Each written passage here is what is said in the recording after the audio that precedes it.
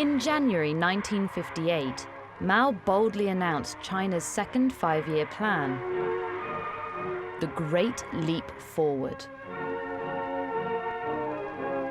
An ambitious plan intended to transform China from an agrarian society into a modern, industrialized communist nation. How did Mao intend to achieve this monumental leap?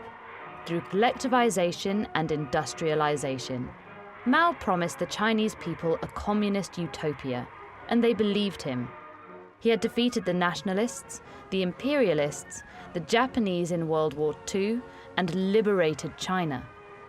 But the Great Leap Forward resulted in a humanitarian and economic disaster. Between 30 and 50 million people died in the Great Chinese Famine. How did the collective dream turn into a state-sanctioned nightmare? What went so wrong?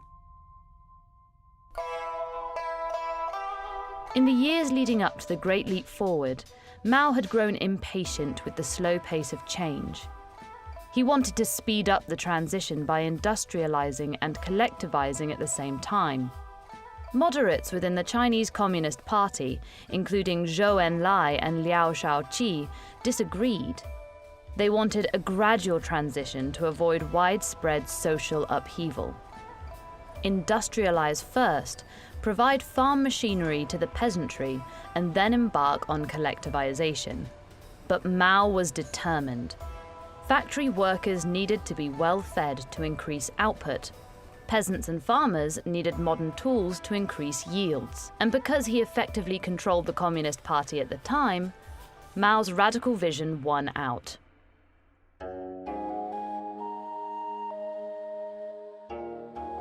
In 1949, farmland had gradually been redistributed from wealthy landlords to the poorer peasantry.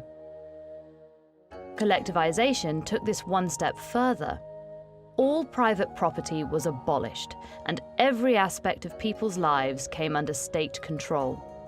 Food distribution, housing, and work routines.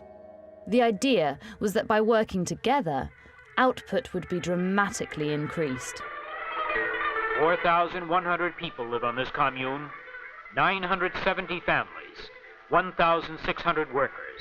A comparatively small commune in communist China in the year of the leap forward. Each commune would not only be self-sufficient, but produce sufficient surplus grain to feed urban workers, as well as sell internationally to strengthen China's economy. Everyone would contribute. These women were threshing millet. Children are excused from school and brought here in a group during the harvest season. Education and labor go together in communist China. Everyone, young and old, works during the fall harvest. Rural families were registered to their commune and unable to relocate without official permission. Food allocated by the state went to their commune, so if they left, they had no food. When famine hit in 1959, the situation for tens of millions of peasant farmers became desperate. The collectivization of workers occurred in the cities around factories and heavy industry. Equality for women was a key principle of the communist revolution. These women winding copper wire belong to a neighborhood co-op of 380 families. In communist China, they are considered to be emancipated from housework to support socialist construction. The commune had its own nursery. Mothers took turns looking after children.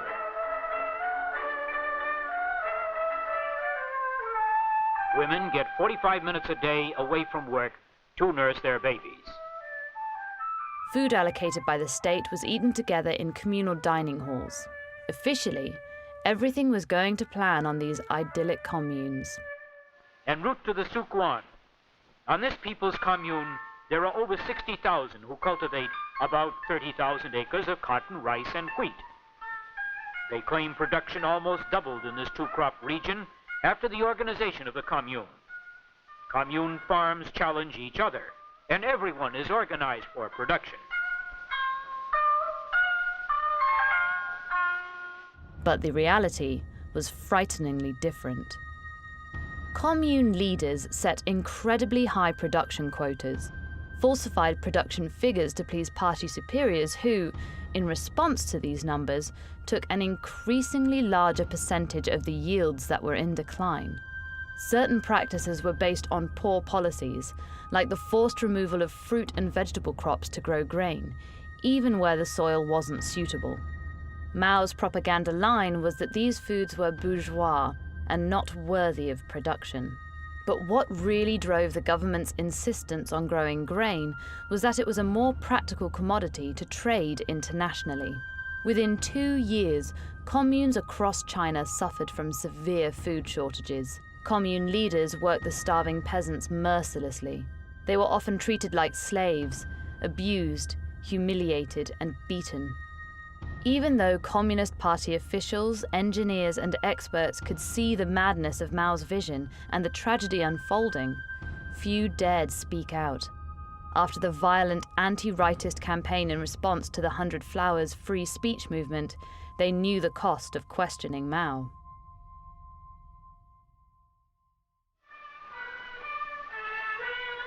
Another part of the plan involved rapidly increasing agriculture output through crop experimentation. Recent communist agricultural policy in the communes calls for close planting, deep plowing, plentiful use of fertilizer, and irrigation. They have bamboo poles to keep the rice from trampling. Lights have been installed to keep it growing 24 hours a day. This is the rice they claim is yielding 11,000 bushels an acre.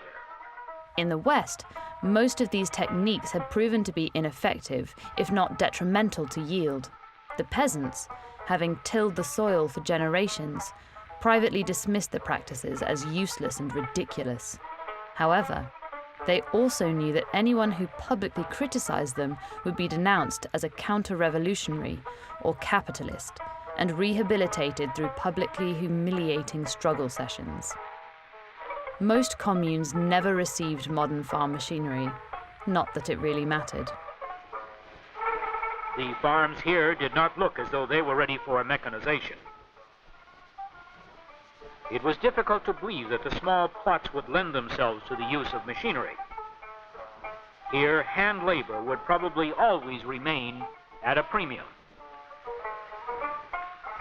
Agricultural production was carried out using China's greatest resource, human labor. This was also true of large-scale infrastructure projects. Every day in China, 100 million people do battle with nature on the water conservancy front. Here they build a new reservoir near Nanking. Mao believed anything could be achieved through mass mobilization.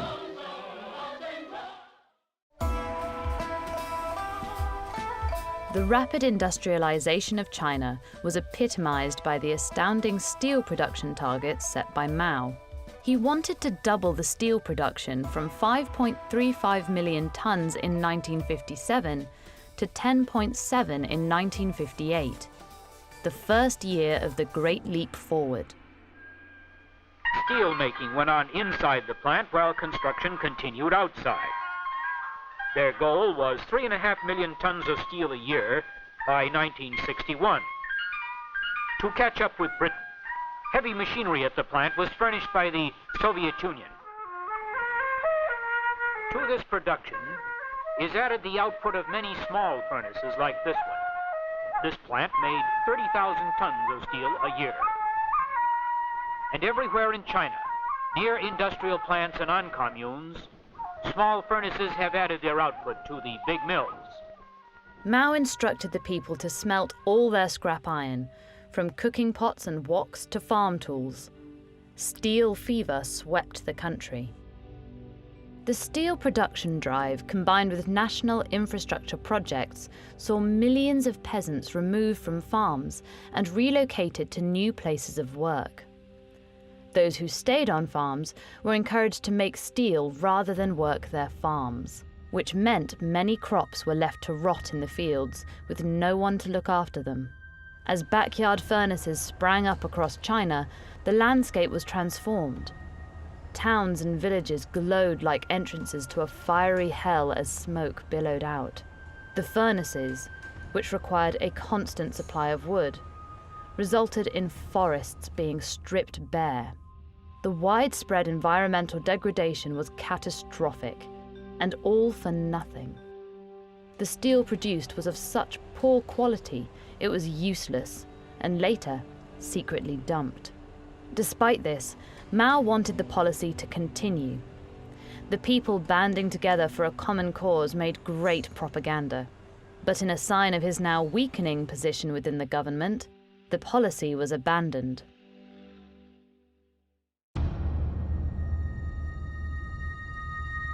Less than 2 years into the Great Leap Forward, it was clear an economic and humanitarian disaster was unfolding. An estimated 30 to 50 million people died of starvation in the Great Chinese Famine. Hundreds of thousands were also executed or beaten to death on the communes after being denounced as rightists or counter-revolutionaries. It could be for the petty crime of stealing food for their starving family, or simply questioning local officials. Urban populations fared much better than rural populations, but starvation did hit cities too. While the economy initially grew, by 1961 it had crashed and did not reach 1958 levels again until 1964. The Communist Party admitted the policies of the Great Leap Forward had contributed to the famine. In 1962, Liu Shaoqi stated the economic disaster was 30% fault of nature, 70% human error. Mao, who had hoped that by initiating the Great Leap Forward he would also regain authoritative control of the party, ended up on the outer. He stood down as chairman of the PRC, but didn't relinquish his position as chairman of the CCP. Mao retreated into the shadows, leaving Liu Shaoqi and Deng Xiaoping to determine policy and run the country. But the chairman would make his comeback with devastating violence and fury when he launched the Cultural Revolution in 1966.